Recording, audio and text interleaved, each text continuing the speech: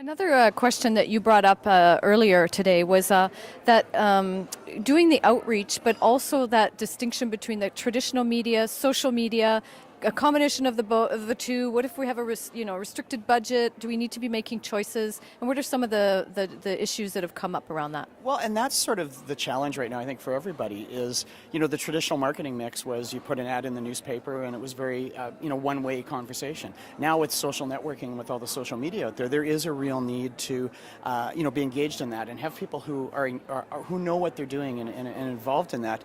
But there's also a portion of our audience that isn't involved in that like to read the ad in the paper. Some of our sponsors still like to see their logo on the program book. So it's an interesting sort of, the mix is changing, whereas I think 3-4 years ago when we started, it was a lot more traditional print, traditional media. Now it's more and more of I'm stating the obvious, more and more of the social media that we're doing, but we can't sort of forget one and can't I think someone had the stat today that 67% of people have smartphones now in the country, and that's true. But that means there's still 30 to 40% that don't.